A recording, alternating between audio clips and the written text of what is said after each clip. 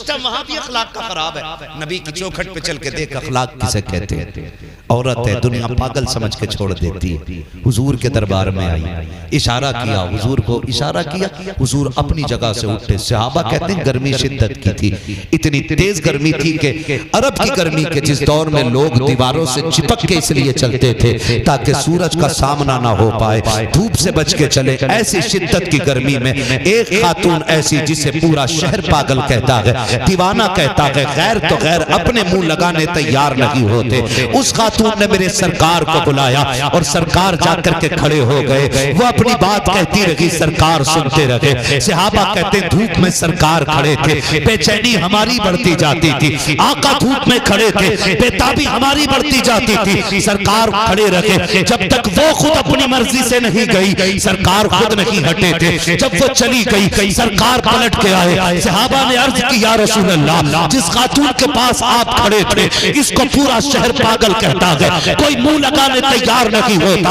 हमारे माँ बाप आप पे कुर्बान हो जाए। सरकार इतना वक्त आपने दिया। मेरे नबी ने मुस्कुरा के कहा, सहाबा क्या मैं भी दुनिया की तरह हो जाऊं? बेहतर करना है, जोर से क्या बेहतर करना है? अखलाक। अखलाक किसे कहते? मीठा बोलने को।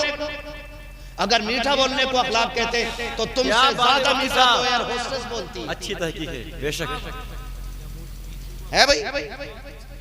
अगर मीठा बोलने को उसने अखलाक कहा जाता है तो जो दुकान पे बैठा हुआ होता है ना, वो तनख्वाह लेकर के सौदा बेचने वाला 10 सूट खोल देगा, आप कहोगे अच्छे नहीं लगे, फिर भी कह रहा सर कहना और भी है।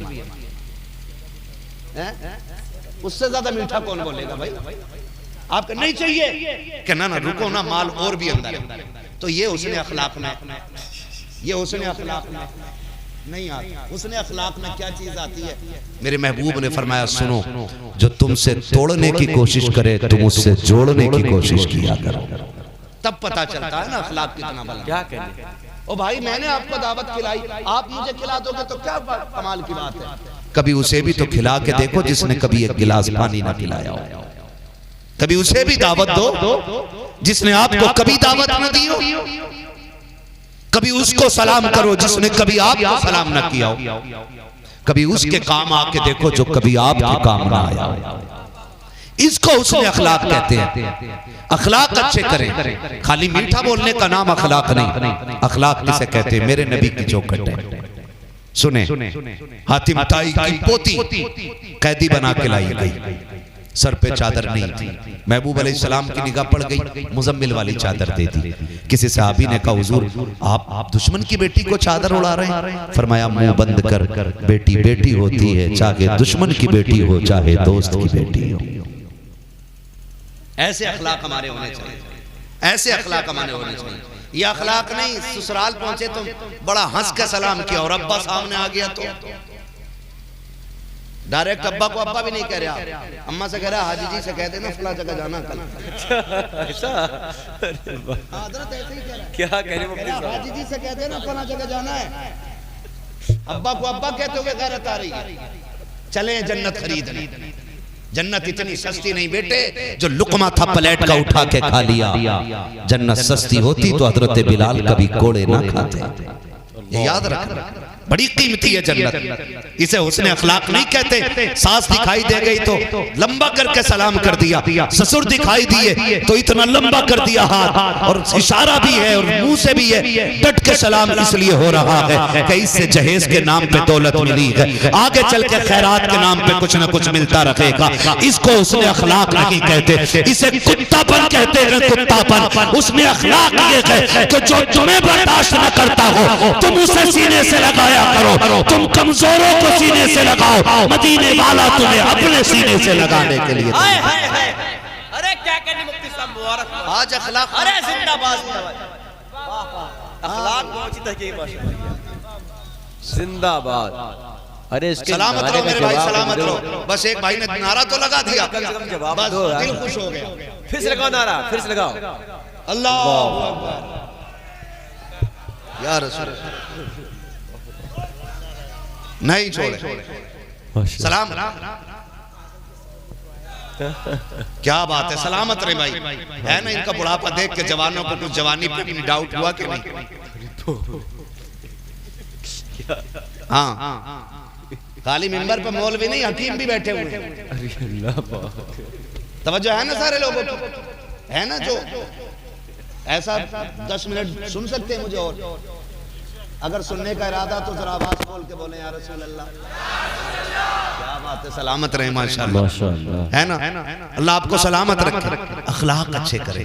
कैसे करें अखलाक? आज ना माफ कीजिए, मैंने कहा लाखों पीर है ना, अगर हिंदुस्तान के अंदर एक पीर ये साबित नहीं कर सकता कि मुझसे आके कोई ये कहता हो हजरत जी अल्लाह का दिया सब कुछ है, मैं सूखे टुकड़ों पे भी राजी हूँ, छप्पर में भी राजी हूँ, औलाद नहीं है मैं इस पे भी राजी हूँ, बस एक तलब यहाँ तक लाई है और वो ये है कि कोई रास्ता ऐसा बता दो जो मुझे खुदा के करीब कर दे।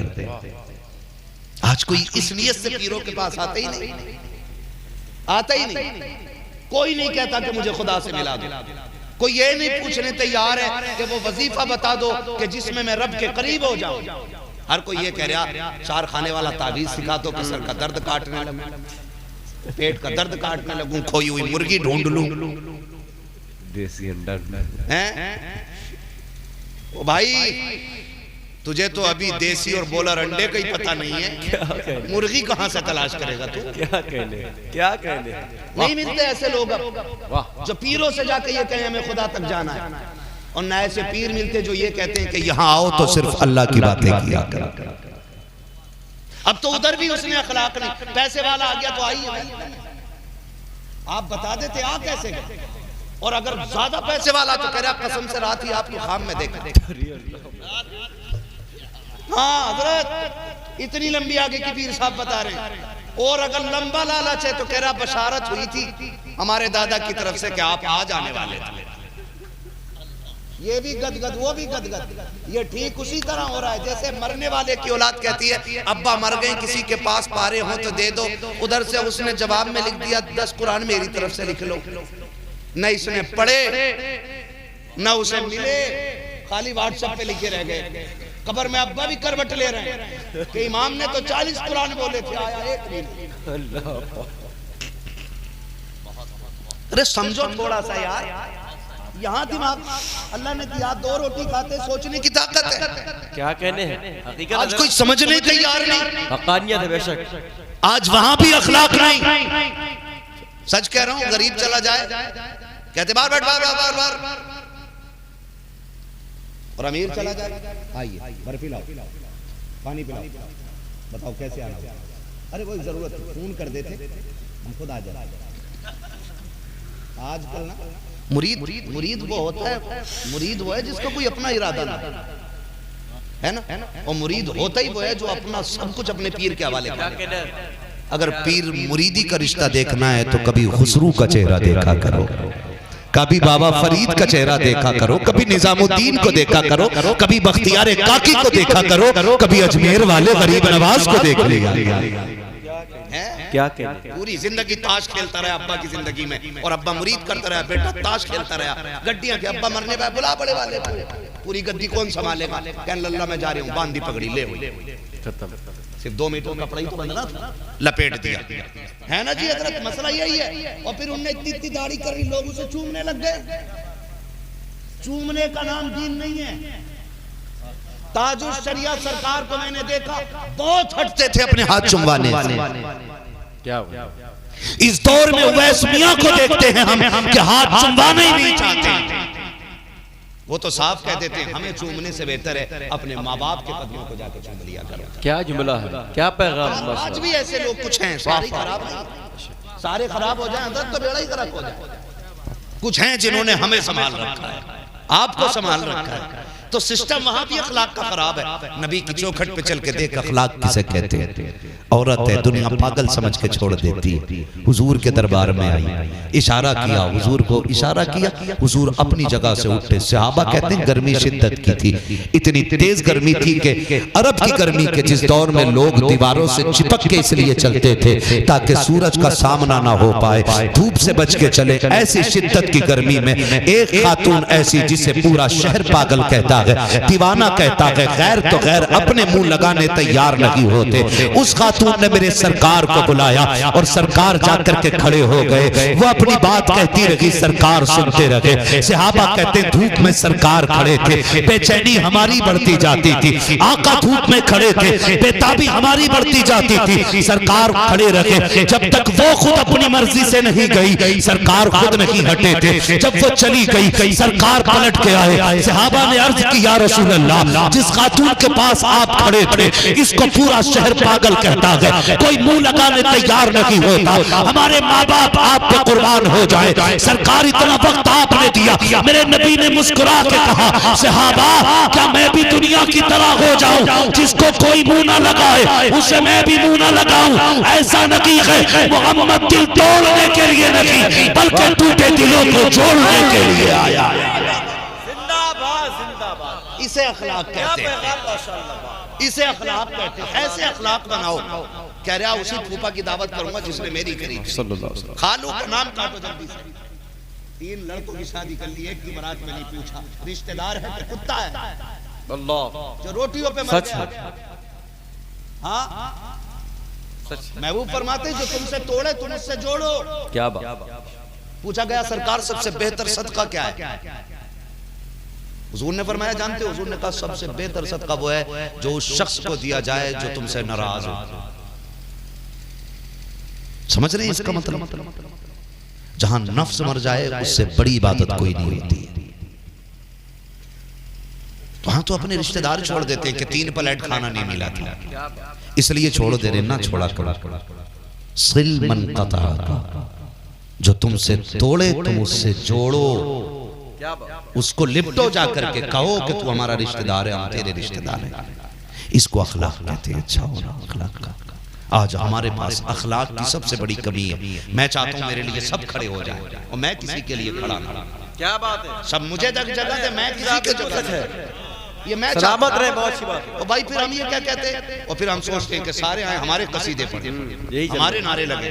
और भाई ये चीज अच्छी नहीं लगती। हम तो ये जानते कि गुलामों के नारे नहीं, आकाओं के नारे लगने चाहिए। और याद रखो, जो आकाओं के नारे लगाते लगाते मर जाते, फिर दुनिया उसके नाम का नारा लगाना शुरू कर देती है। ये याद रखिए। जीते जी नफ्स इतने भारी हो गए, इस कुर्सी पे बैठने मन नहीं करता। बोला ताज वाली कुर्सी, मोटे गद्दे। हाँ, ताज वाली कुर्सी पे बैठ के तकरीर करूंगा, वो मेरे कद के बराबर है। मर के देख बेटे, कफन तुझे उतना ही मिलना है जितना ठेला लगाने वाले मजदूर को मिला है। क्या बात। इससे ज्यादा नहीं मिलना है। या ना को खत्म करें, मैं खत्म करें और अखलाक इतने अच्छे करें, महबूब से सीखें। हजरत दाहिया कल्बी जब हुजूर की बारगाह में आए, हुजूर ने दुआ में मांगा था, फरमाया था, मालिक इतना हसीन तूने बंदा बनाया, अगर ये जहन्नम में गया तो तेरे महबूब को बड़ी तकलीफ होगी। मैं चाहता हूँ इसे मेरी झोली में जगह दे दे। शाम को हाथ उठे, सुबह में दाहिया कल्बी दरवाजे पे आ गए। दरवाजा बजा, वो पूछा कौन है? कहा दाहिया कल्बी आया है। हुजूर ने फरमाया खोल दो दरवाजा। जैसी दाहिया कल्बी आए, ईमान नहीं लाए हैं, हुजूर ने देखा दाहिया कल्बी आए, बैठने की जगह कहीं नहीं बची है, जूतियों में जगह बची है। जब बैठने लगे, हुजूर ने मुजम्मिल वाली चादर उतारी और उसको दे रहे जिसने कलमा नहीं पढ़ा है। चादर दी का, लो इसे बिछा के बैठ जाओ। दाहिया कल्बी ने चादर उठाई, सीने से लगाई, रोने लग गए। कहा महबूब, इस चादर की जगह मेरे कदमों में नहीं, रब ने मेरे दिल में पैदा फरमा दी है। आज ये अखलाक है हमारे अंदर। आज हमारे नारे ये हैं कि हमसे बेहतर कोई नहीं है। ओ भाई, सच्चाई ये है कि अल्लाह ने करम के पर्दे डाल रखे हैं। अगर वो हमारे पर्दे उठा देना, तकरीर तो बड़ी बात है, किसी को मुंह दिखाने के लायक नहीं रह जाएंगे। ये दुआएं मांगा करें, अल्लाह ऐबों पे पर्दे डाले रखे। अल्लाह दुनिया में भी रुसवाई से बचाए और आखिरत की रुसवाई से भी बचाए, है ना। मेरा इमाम, इनके सारी आला हज़रत से सीखो। सरकार आला हज़रत फरमाते हैं, मुजरिम को ना शर्माओ, अहबाब कफन ढक दो, मुंह देख के क्या होगा, पर्दे में भलाई है। ये मेरा इमाम सिखा रहा है। और आला हज़रत ने कहा, मेरे आमाल का बदला तो जहन्नम ही था, मैं तो जाता, मुझे सरकार ने जाने न दिया। और एक जगह आला हज़रत कहते हैं, एक मैं क्या, मेरे इस यहाँ की हकीकत कितनी, मुझसे 100 लाख को काफी है इशारा तेरा। है जी। अल्लाह को राजी करने की कोशिश करें, ईमान मजबूत करें, अखलाक अच्छा करें। क्या करना है? अखलाक, अच्छे अखलाक में सच बोलना भी आता है। क्या आता है? मुस्कुरा के झूठ बोलना अच्छे अखलाक में नहीं आता, मुंह टेढ़ा करके सच बोलना अच्छे अखलाक में आ जाता है। सच बोलो, भले मुंह टेढ़ा करके बोलो। समझ रहे मेरी बात? जब हम सच बोलते हैं तो फिर अल्लाह उसकी बरकतें अता फरमाया करता है, उसकी बरकतें अता फरमाता है। देखिए, अखलाक बहुत बड़ी चीज़ होती है। और आज जो माहौल हमारा चल रहा है, मुफ्ती साहब क़िबला ने पूरा उसको एक्सपोज किया है। जो अखलाक चल रहा है हमारे साथ, जो हो रहा है, हमारी बेटियों को चलती राहों में मारा जा रहा है, हमारे बच्चों को चाकुओं से कत्ल कर दिया जाता है, वो दरिंदगी मुसलमानों के साथ हो रही है कि हिंदुस्तान की तारीख ने कभी नहीं देखी होगी। लेकिन ये जालिम क्या समझते हैं, जो अपने दिल में हंसते हैं, अभी तो करबला का आखिरी मैदान बाकी है। हाँ जी, अगर किसी को ये लगता है कि इक्का दुक्का मुसलमानों को काट करके इस्लाम मिटा देंगे तो ये सबसे बड़ी भूल है। 1450 साल बीत गए तुम्हारे बाप से, तब इस्लाम नहीं मिटा था जब सिर्फ 313 बदर के मैदान में निकले थे। तुम्हारी औकात क्या, तुम मिटा दोगे?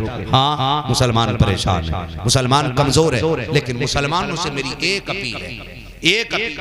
अगर कोई तुम्हें कत्ल कर रहा है, अगर कोई तुम्हें कत्ल कर रहा है तो समझ जाइएगा जिस बर्तन में जो होता है उससे वही निकलता है।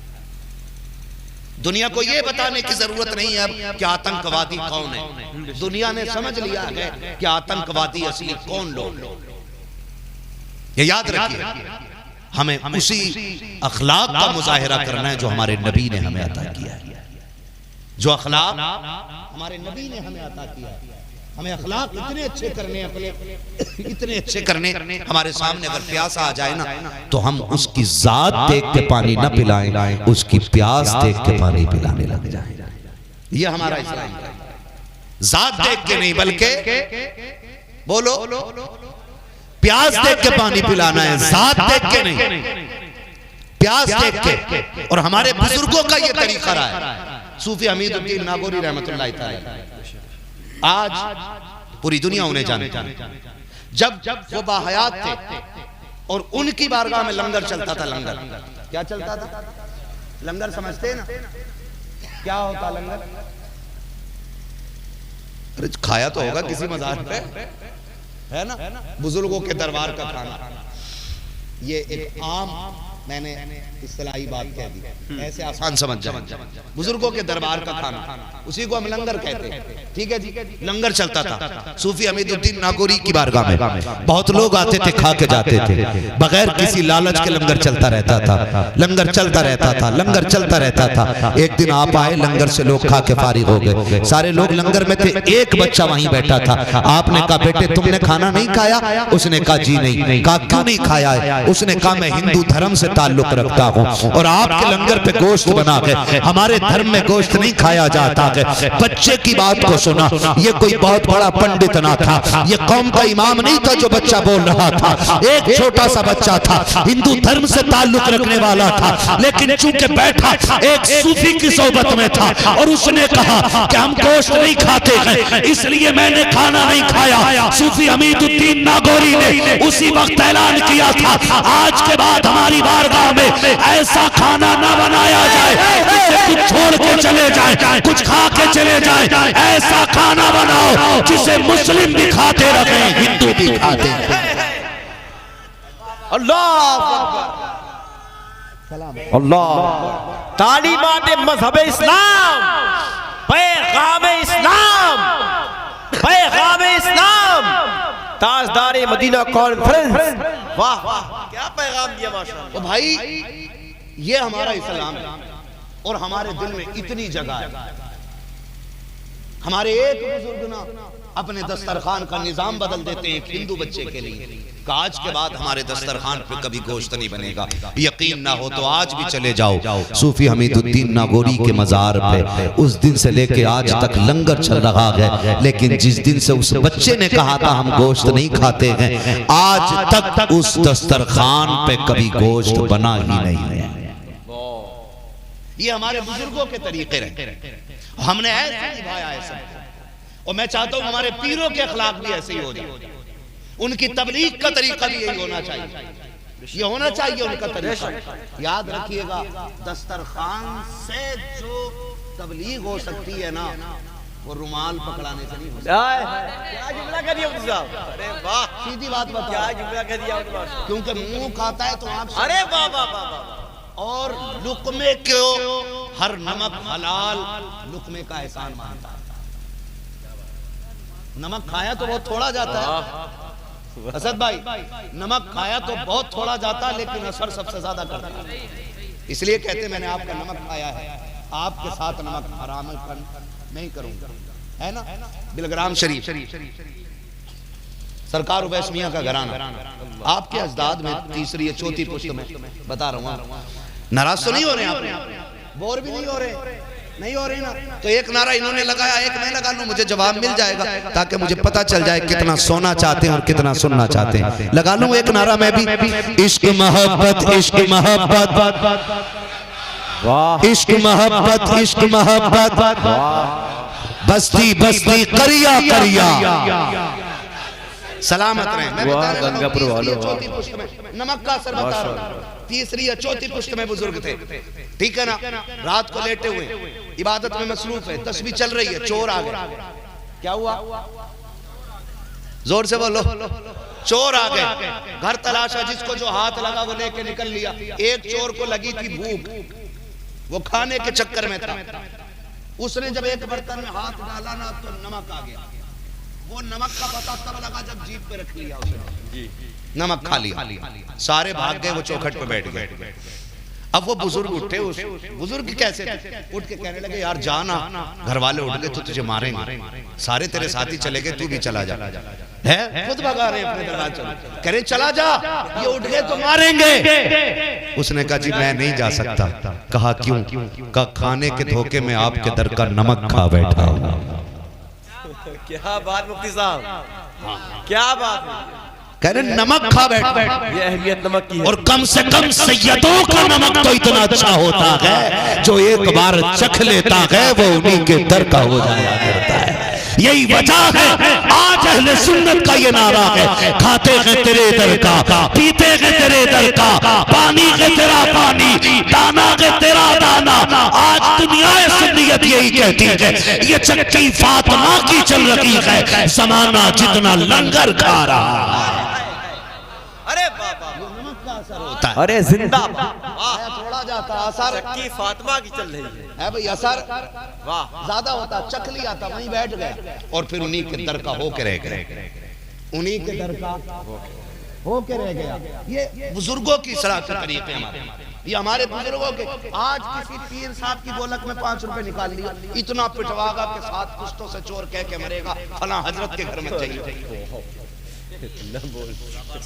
हाँ जी हजरत जी ऐसे ही है, आज दिल बड़े ही नहीं, क्या आज दिल बड़े ही नहीं, दिल बड़े किसके? जाओ बेटियों को जाके बताओ, तारीख में बहुत बड़ा नाम हजरत राबिया बसरिया सुना है ना। अल्लाह हमारी बेटियों को कनीज़े फातिमा ज़हरा बना, ये दुआएं मांगा करो अल्लाह से। हाँ राबिया बसरिया, ये वो हैं जो एक रात में, हर रात में 500 रकात नफल नमाज अदा करते हैं। कितनी? सुभान अल्लाह, बोलो। और फिर भी अगर रात का हिस्सा बच जाता तो मुसल्ले पे रोने बैठ जाती। किसी खातून ने कहा राबिया 500 रकात नमाज पढ़ती हो और फिर भी रोती हो? तो कहती मैं नमाज इसलिए पढ़ती हूँ कि रब से मेरी दोस्ती है, मैं अपने रब को राजी करने के लिए 500 रकात पढ़ती हूँ। का फिर रोती क्यों हो? का फिर ये भी तो ख्याल आता ना वो बड़ा बेनियाज है, अगर उसने 500 रकात मुंह पे मार दी तो फिर रात भर की मेहनत जाए हो जाएगी। कहती पूरी रात सजदों में गुजारती हूँ, आखिरी रात रो के नमाज बचाने की कोशिश करती हूँ। आज तो मस्जिद में 3 टाइम पढ़ने चला जाए, कह रहा इमाम साहब के पीछे नमाज नहीं हो रही। क्यों? इनका अंगूठा ही लिया था सजदे में, तू क्या झुकैया मार लिया था? तेरी हो गई, तूने सजदे में अंगूठा दे दिया। वाह वाह मुफ्ती साहब वाह। और कह रहा खाम में हुजूर नहीं आ रहे। क्या बात है, आज मूड में। तुम्हें पता है मुफ्ती साहब मिस्र में पढ़ के आए हो, कोई वजीफा ही बता दो, हुजूर को देख लो।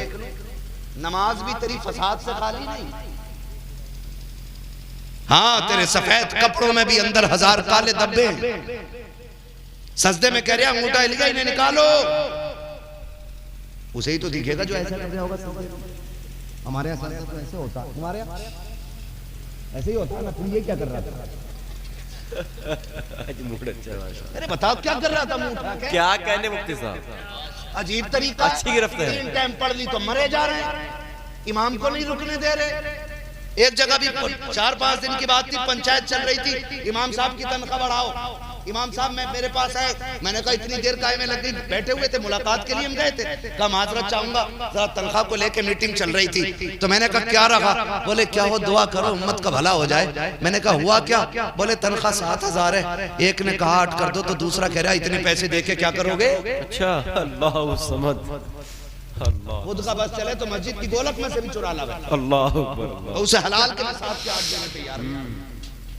क्या कहने, हक बात है। और सुनो, वाह, नमाजें ऐसी पढ़ो ना जिन नमाजों में दिल लगे। और ऐसी नमाजें तब होंगी जब इमाम दिल से नमाज पढ़ाए। क्या बात। अगर तनख्वाहें कम दोगे तो गारंटी नहीं है बगैर बुजुर्ग के नमाज जनाजा पढ़ा सकता। और उसमें फिर तुम कुछ नहीं कह पाओगे कि दोबारा पढ़वाओ जी, मेरी हुई नहीं। क्या बात, समझ रहे मेरी बात? इमाम की तनख्वाह बढ़नी चाहिए कि नहीं है? अरे बढ़नी चाहिए कि नहीं? इमाम साहब की तनख्वाह बढ़ा दो ताकि ये हमारा पीछा छोड़ दो। हमारे पीछे पड़ जाते, उन्हें इतने देर हो एक रात के, मुझे 1 महीने से इतने नहीं मिले। तो इन्हें भी समझा दूं मैं, इन्हें भी एक बात बता दूं। जो दरवाजे पे खड़ा रहता है वो भी वर्दी पहनता, जो डायरी में चढ़ाता केस वो भी वर्दी पहनता है, जो अंदर बैठ के थाने को चलाता वो भी वर्दी पहनता है, जो पूरे कई थानों को चलाता है वो भी वर्दी पहनता है। बताओ, होम गार्ड की और सीओ की सैलरी बराबर होती? मेहनत तो ज्यादा होती है उससे भी उसकी। और सुनो भाई, इस पे ना पढ़ो, ये अल्लाह के फैसले। उसने जिसका रिस्क जितना मुकद्दर कर दिया वो अपना कमा रहा है। आप ये कोशिश ना करो कि उसका घट जाए, ये कोशिश करके अल्लाह तेरा भी रिस्क बढ़ा दे। वो दोनों तरफ होनी चाहिए मसला। इधर इमाम बोलते हैं, इमाम हम पे बोलने लगता है। सही है, ये बात बहुत सही है। बोले 1 घंटा बोल रहे और इतने पैसे बहुत चल रहा है। भैया मेहरबानी करो, फसाद थोड़ा कम करो, आप इनकी तनख्वाह थोड़ी बढ़ा लोगे भैया, है ना? और अक्सर बिहार बंगाल में क्या होता है मालूम है? बिहार बंगाल में असद भाई, अगर यूपी के 4-5, मैं तो जाना ही बंद कर चुका हूँ, एक बार चला जाऊं 3 वीडियो बना के डालते, कतई झूठ है। तो होता यही है। ओहो, अपने इमाम साहब से तकरीर कराते, उन्हें क्यों बुलाया था यूपी से? इसके इमाम छोड़ेंगे मौलाना थोड़ी? ओ भाई, सबकी ड्यूटी बराबर नहीं है। ऑटो वाले से हवाई जहाज नहीं उड़ाया जाता है, हवाई जहाज वाले से बस नहीं चलाई जाती है, और बस वाला जो है डल्ला बैल नहीं चला पाता है। ये बुग्गी गाड़ियां सबके बस की बात नहीं है। मैं बताता हूँ, आप फॉर्च्यूनर चलाते हो और रक्षा चला के दिखा दियो पहली बार, बिल्कुल नहीं, सीधे नाले में चले जाओगे। क्या बात, तिरछा ही चलता वो, सही उसे वही चलाए जो जिसका काम है जी। बिल्कुल। तो आप काम क्यों बोल रहे हो? अल्लाह तौफीक दे नमाजों की ना, तो इतराना नहीं। अपनी नमाजों को बचाने की कोशिश कीजिएगा। क्या करेंगे? बचाने की कोशिश। अल्लाह वालों के दरबार बता रहा हूँ। राबिया बसरिया एक रात में कितनी नमाजें पढ़ती है? सारे बोले, ये पीछे वाले क्यों नहीं बोल रहे? इनके घर में कोई नमाज नहीं पढ़ता है? पढ़ते हैं, जिनके घर में बेटियां नमाज पढ़ती हैं वो बोले। कितनी रकात पढ़ती थी? 500 रकात। फिर भी रात बच जाती तो रोने लगती थी। एक दिन ना नमाज से फारिग हुई, मुसल्ले पे बैठे बैठे नींद आ गई, लेट गई, सो गई। वही चादर जो सर पे थी वो डाल ली बदन। रात में आ गया चोर, पूरी रात चक्कर काटा, उसे कहीं कुछ ना मिला। उसने सोचा यही घर शांत है, इस घर में कुछ तो ले चलो, खाली लौट जाने से तो अच्छा ही है। हजरत राबिया बसरिया के घर में बढ़ गया, पूरा घर छान डाला, एक लोटा मुसल्ला, उसके अलावा कुछ दिखाई नहीं दिया। उसने सोचा खाली तो जाऊंगा नहीं, लोटा ले लिया, मुसल्ला ले लिया, चादर ले ली। जैसी चादर पे हाथ चलाया, लाइट भाग गई। काय की? आंखों की, अंधेले बन गए। हाथ पीछे कर लिया, फिर आंखें लौटाई, फिर हिम्मत करी, 3 बार हिम्मत की। सोचने लगा क्या मसला है, ये तो सो रही है और चादर इसकी उठाना चाहता हूं तो अंधा हो जाता हूं। गैब से आवाज आई, शर्म कर, राबिया हमारी हो गई है, हाँ हाँ राबिया सो रही है मगर उसका खुदा जाग रहा है। चोरी नहीं करने देंगे। अरे मुफ्ती साहब डर गया, उसने सोचा भागो। अरे बाबा जब भागने लगा राबिया बसरिया की आंख खुल गई, कहने लगी बेटे आया था तो खाली क्यों जा रहा है? चोर है, समझ रहे मेरी बात? चोर है, लेकिन क्या जुमले, बेटे आया था तो खाली क्यों जा रहा है? कहा फिर? कहा खाली ना जा, कुछ तो लेके चला जा। उसने सोचा शायद खातून मुझे कोई खजाना देगी, होगा कुछ गांठ में बंधा हुआ सोना, वही दे देगी। पलट के दौड़ के आया, कहा क्या बात है अम्मा जी? कहा खाली क्यों जा रहा है, कुछ लेके चला जा। कहा क्या मिलेगा? कहा तू मेरे दरवाजे पे आया, रात भर कोशिश करता रहा, तुझे कुछ ना मिला, तुझे ऐसा घर न बता दो कि रात के सन्नाटे में उस दरवाजे पे अगर कोई चला जाए तो अमीर बन के लौटा करता है। इसने कहा खुशी खुशी जल्दी बताओ ना वो कौन से अमीर का दरवाजा है? आपने कहा ये लोटा रखा है? हाँ रखा है। कहा इसमें पानी है? कहा हाँ है। कहा इससे पहले वुजू कर ले। अल्लाह अकबर, ये वो पानी था जो राबिया बसरिया ने अपने लिए रखा है। कहा वुजू कर इस पानी से। चोर ने सोचा शायद कोई ऐसा रास्ता होगा जिस पे वुजू करके जाया जाता हो। इसने वुजू किया है। कहा अम्मा जी वुजू कर लिया है। कहा मेरी मानेगा तो मैं तुझे रास्ता बताऊंगी। कहा अम्मा बता तो सकी। राबिया बसरिया ने अपनी चादर बिछा के कहा जरा 2 रकात के लिए मेरी चादर पे खड़ा हो जा, उसके बाद तुझे घर बताती हूँ। उसने सोचा आज तक रब के कहने से नमाज न पढ़ी, चलो राबिया के कहने से पढ़ लेते हैं। जैसे मुसल्ले पे आया है उसने नियत बांधी है। राबिया बसरिया ने आसमान की तरफ देखा और रो के कहा मालिक मैंने इसका मुंह धुला दिया है, मेरे परवरदिगार आलम। राबिया इसको मुसल्ले पे ले आई है और जब वो सजदे में पहुंचा राबिया बसरिया ने कहा अल्लाह जितना मेरे बस का था वो मैंने कर दिया है, अब जो तेरा काम है वो तू करके दिखा दे। गैब से आवाज आई राबिया दिल थोड़ा ना कर, तू मेरी है मैं तेरा हूँ, तू परेशान क्यों होती है? जब ये तेरे लोटे के पानी से वुजू कर रहा था तो तू मुंह धुल लगी थी, मैं दिल धो रहा था। जब ये मुसल्ले पे आया सजदे में आया राबिया यहाँ तक लाना तेरा काम है, वली बना देना तेरे खुदा का काम। नारे तकबीर, नारे रिसालत, मजहबे इस्लाम, ताजदार मदीना कॉन्फ्रेंस, ताजदार मदीना कॉन्फ्रेंस। वाह वाह वाह, बहुत उम्दा माशाअल्लाह। अगर अखलाक अच्छे हो जाए ना तो दीन फिर बढ़ेगा, इस्लाम में लोग फिर दाखिल होंगे, फिर लोग बात करेंगे। अगर उम्मत का अखलाक ऐसा है तो मदीने वाले मोहम्मद का अखलाक कैसा होगा सल्लल्लाहु अलैहि वसल्लम। हाँ ऐसे अखलाक करो। 2 काम करने, ईमान मजबूत करना है, ईमान मजबूत करना है, डरना जरा सी बात को ये मत सोचना मुसलमानों के साथ ये क्यों हो रहा है। अभी वो तुम्हारे और मेरे साथ तो एक रत्ती भर नहीं हुआ जो सहाबा के साथ हुआ है, लेकिन ईमान बड़े मजबूत थे। हजरत खुबैब रज़ी अल्लाह ताला टांगा गया, तीरों का निशाना बनाया, जुल्म की हद कर दी गई, जानते हो? तो एक ने कहा था सुनो क्या तुम ये पसंद करते हो कि तुम्हारी जगह तुम्हारे नबी हो और तुम आजाद हो जाओ? तो हजरत खुबैब रज़ी अल्लाह ताला ने कहा था तुम तो इस फांसी के फंदे की बात करते हो, मैं तो ये भी नहीं पसंद करता हूं कि मेरे महबूब के पैर में कोई कांटा भी चुभ जाए।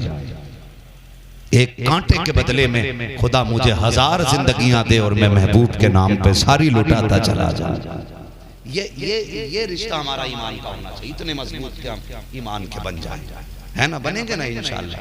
आज जितनी लिंचिंग हो रही है, जितनी ज्यादती हो रही है, हमारे कदम कमजोर होने वाले, हमारे कदम कमजोर होने वाले, जोर से हमारे कदम कमजोर होने वाले नहीं है। हमारे जैसे हजारों आते रहेंगे जाते रहेंगे, लेकिन हुजूर का दीन क़यामत तक बाकी